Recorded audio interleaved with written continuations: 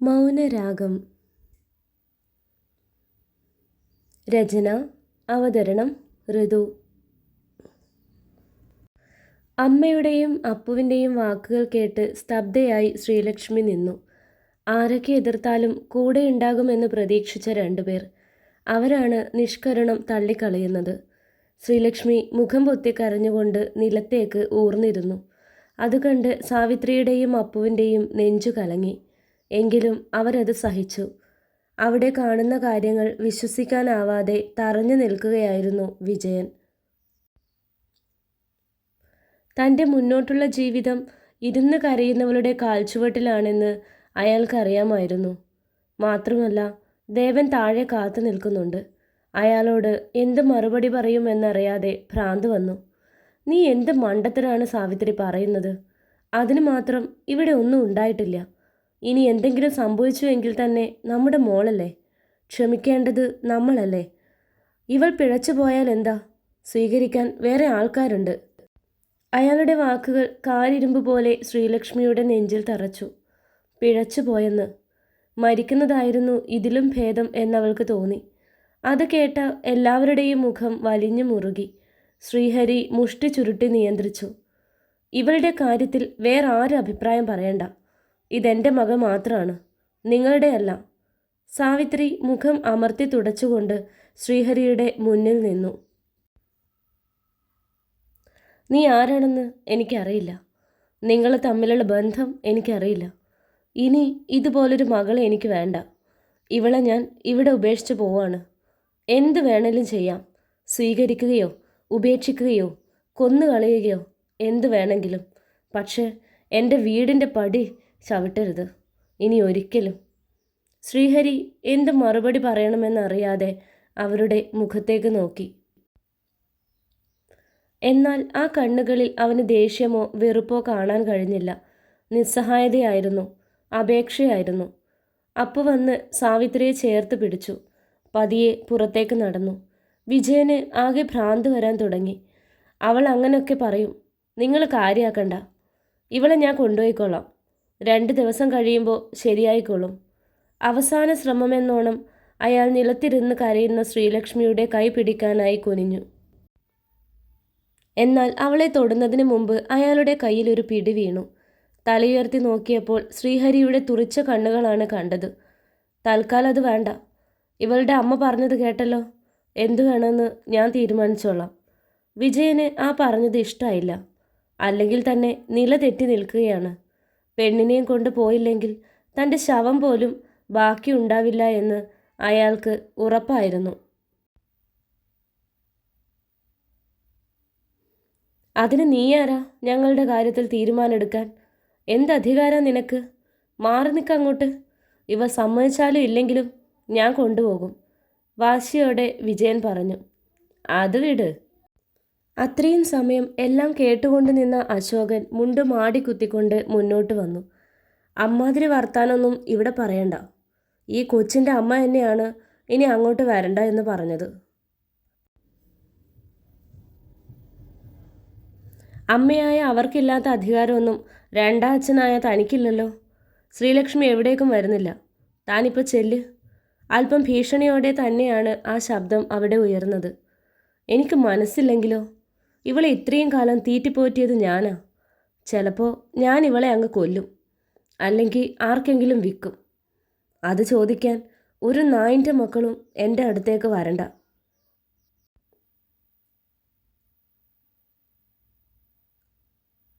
പറഞ്ഞ് നാവ് വായിലിട്ടതേയുള്ളൂ. മുകളിലേക്ക് ഉയർന്ന് ചുമരിൽ ഇടിച്ച് നിലത്തേക്കയൽ ശക്തിയിൽ വീണു. നട്ടെല്ലൊടിഞ്ഞതുപോലുള്ള വേദന ശരീരത്തെ കാർന്നു തിന്നു. എന്താണ് സംഭവിച്ചതെന്ന് പെട്ടെന്ന് വിജയന് മനസ്സിലായില്ല. തലയുയർത്താൻ ശ്രമിച്ചെങ്കിലും കമിഴ്ന്നു കിടന്ന അയാളുടെ കഴുത്തിലായി ആരുടെയോ കാൽ അമർന്നിട്ടുണ്ട്. തൻ്റെ പുഴുത്ത നാവ് കൊണ്ട് അവളെ എന്തേലും പറഞ്ഞാലുണ്ടല്ലോ, വെട്ടിയരിഞ്ഞ് പട്ടികൾക്ക് ഇട്ടു കൊടുക്കും ഞാൻ. ശ്രീഹരിയുടെ പേരും ചേർത്ത് ഇവൾ എന്തേലും കേൾക്കേണ്ടി വന്നിട്ടുണ്ടെങ്കിൽ അതിൻ്റെ പരിഹാരവും ഞാൻ തന്നെ കാണും. അതിലൊരുത്തൻ്റെയും സഹായം എനിക്ക് ആവശ്യമില്ല. മഹി, ഇയാളെ പുറത്തേക്കിട്. ശ്രീഹരി അയാളുടെ കഴുത്തിൽ നിന്ന് തൻ്റെ കാല് പിൻവലിച്ചു. മഹേഷ് 2 കൈകൊണ്ട് അയാളെ തൂക്കിയെടുത്ത് പുറത്തേക്ക് വലിച്ചിട്ടു. ഇത്രയും സമയം വരെ പുറത്തുനിന്ന് പിറുപിറുത്തിരുന്ന ആൾക്കാർ ആ കാഴ്ച കണ്ട് ഭയന്നു. ഇനി എന്തെങ്കിലും പറഞ്ഞു നിന്നാൽ ഇതേ അവസ്ഥ തങ്ങൾക്കുണ്ടാകുമെന്നവർക്ക് ഉറപ്പായി. കാരണം അപ്പുറം നിൽക്കുന്നത് ശ്രീഹരിയാണ്. ഇത്രയും കാലം ഒരു പെണ്ണിൻ്റെ പേരും പറഞ്ഞൊരു വർത്താനം അവനെതിരെ ഉണ്ടായിട്ടില്ല. വെട്ടൊന്ന് മുറി 2 എന്നാണ് സ്വഭാവമെങ്കിലും ന്യായത്തിന് നിരക്കാത്ത ഒരു കാര്യത്തിനും അവൻ ഇടപെടാറില്ലെന്ന് അവിടെയുള്ള എല്ലാവർക്കും അറിയാം. അതിൽ പലരും അവൻ്റെ കൈച്ചൂട് നന്നായി അറിഞ്ഞവരുമാണ്. അതിനാൽ തന്നെ പലരും പതിയെ സ്ഥലം കാലിയാക്കാൻ തുടങ്ങി. അവിടെ ഇപ്പോൾ നടന്ന സംഭവങ്ങളൊന്നും ശ്രീലക്ഷ്മി അറിഞ്ഞതേയില്ല. ഒരുതരം മരവിച്ച അവസ്ഥ. അച്ചു ആവട്ടെ ശ്രീഹരി വിജയനോട് പറഞ്ഞ വാക്കുകളിൽ കുരുങ്ങി നിൽക്കുകയാണ്. സാവിത്രിയോടൊപ്പം ശ്രീലക്ഷ്മി പോകുമെന്നും കുറച്ചു കഴിഞ്ഞ് അവളെ കണ്ട് സംസാരിക്കാമെന്നുമുള്ള പ്രതീക്ഷയിലായിരുന്നു അച്ചു. എന്നാൽ നടന്നതൊക്കെ മറ്റൊന്നാണ്.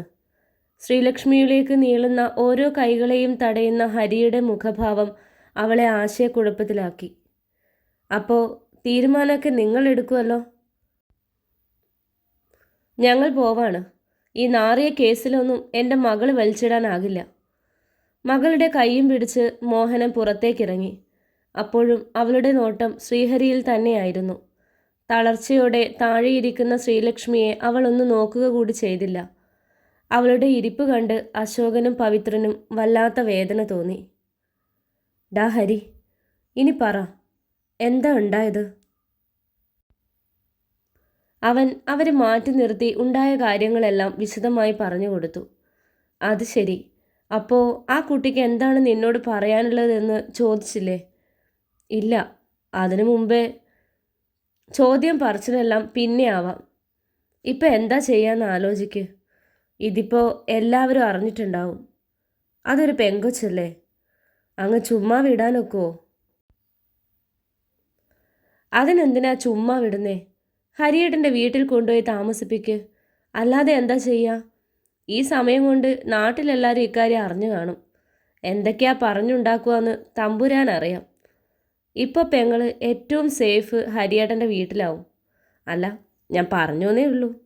മഹി വിജയനെ ഒരു മൂലയിൽ കൊണ്ടിരുത്തിയ ശേഷം തൻ്റെ അഭിപ്രായം അങ്ങ് അവതരിപ്പിച്ചു. ഡാ പുല്ലേ, നീ എന്തൊക്കെയാടാ നേരത്തെ പറഞ്ഞത്? ഞങ്ങൾ തമ്മിൽ സ്നേഹമാണെന്നോ? ശ്രീഹരി പല്ലും കടിച്ച് അവൻ്റെ അടുത്തേക്ക് നീങ്ങി. മഹേഷ് വിദഗ്ധമായി അശോകേട്ടൻ്റെ പുറകിൽ വന്നു നിന്നു. അപ്പോൾ ഞാൻ അങ്ങനെ പറഞ്ഞില്ലായിരുന്നെങ്കിൽ കാണായിരുന്നു. ആൾക്കാർ ആ കൊച്ചിനെ കുറിച്ച് എന്തൊക്കെയാ പറഞ്ഞുണ്ടാക്കുന്നറിയോ? ഇതിപ്പോൾ ആ പേരുണ്ടാവില്ലല്ലോ. അത് പാവം കുട്ടി അശോകേട്ടാ. വീട്ടുകാർ പോലും വേണ്ടാന്ന് പറഞ്ഞ സ്ഥിതിക്ക് വേറെ എന്താ ചെയ്യുക?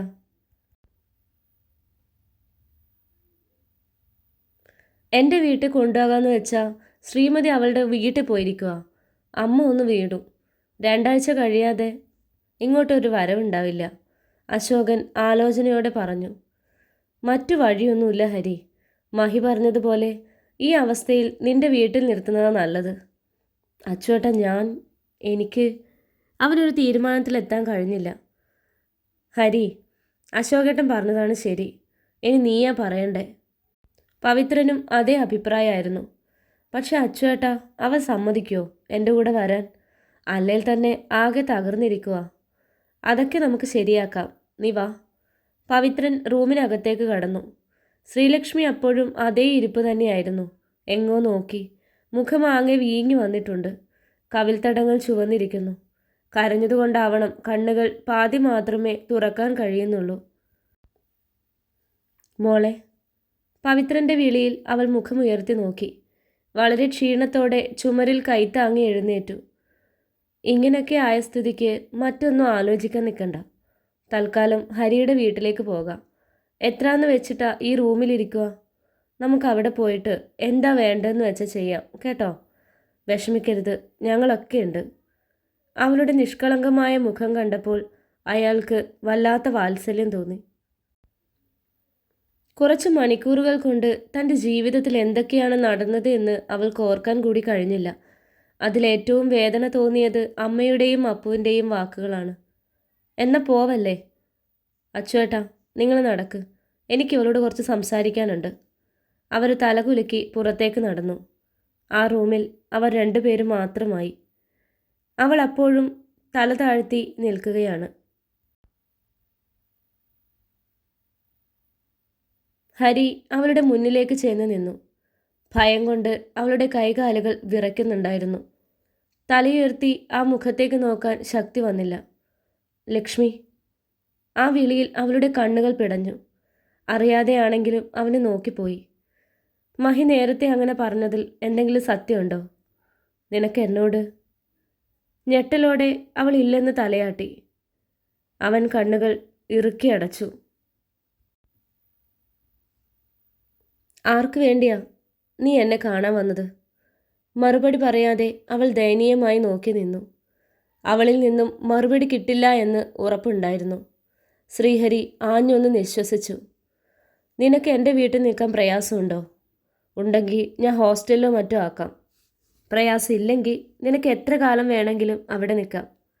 എപ്പോൾ വേണമെങ്കിലും നിനക്ക് പോകാം. രണ്ടും ഞാൻ തടയില്ല. പക്ഷേ ഒരു കാര്യത്തിന് എനിക്ക് ഉറപ്പ് വേണം. അവൾ എന്തെന്ന രീതിയിൽ നെറ്റി ചുളിച്ചു. വീട്ടിലെത്തിയാൽ പിന്നെ നിന്റെ കണ്ണ് നിറയരുത്. ആ വീട്ടിൽ ഒരു പെണ്ണിൻ്റെ കണ്ണീർ വീഴില്ലെന്ന് ഞാൻ എൻ്റെ അമ്മയ്ക്ക് കൊടുത്ത വാക്കാ. അമ്മയ്ക്ക് കൊടുത്ത ഒരു വാക്കും ഞാൻ തെറ്റിക്കില്ല. പിന്നെ ഞാൻ ഒരു തെറ്റും ചെയ്തിട്ടില്ല എന്ന് എനിക്ക് ഉറപ്പുണ്ട്. നിനക്കും ആ ഉറപ്പുണ്ടെങ്കിൽ ഇനി പുറത്തിറങ്ങി കഴിഞ്ഞാൽ ഈ മുഖം ആർക്കു മുന്നിലും താഴാൻ പാടില്ല. മനസ്സിലായോ? ശ്രീലക്ഷ്മി ആശ്ചര്യത്തോടെ തലയാട്ടി. എന്നാ വാ. അതും പറഞ്ഞവൻ പുറത്തേക്ക് നടന്നു. തിരിഞ്ഞു നോക്കി. അവൾ ഒരു നിമിഷം അവിടെ തന്നെ നിന്നു. പിന്നെ പുറത്തേക്ക് നടന്നു. നെഞ്ചാകെ വിങ്ങുന്നുണ്ട്. താഴേക്ക് ഇറങ്ങിച്ചെല്ലുമ്പോൾ പലരും കുത്തുന്ന നോട്ടത്തോടെ നിൽക്കുന്നതും പലതും പിറുപിറുക്കുന്നതും അറിയുന്നുണ്ട്.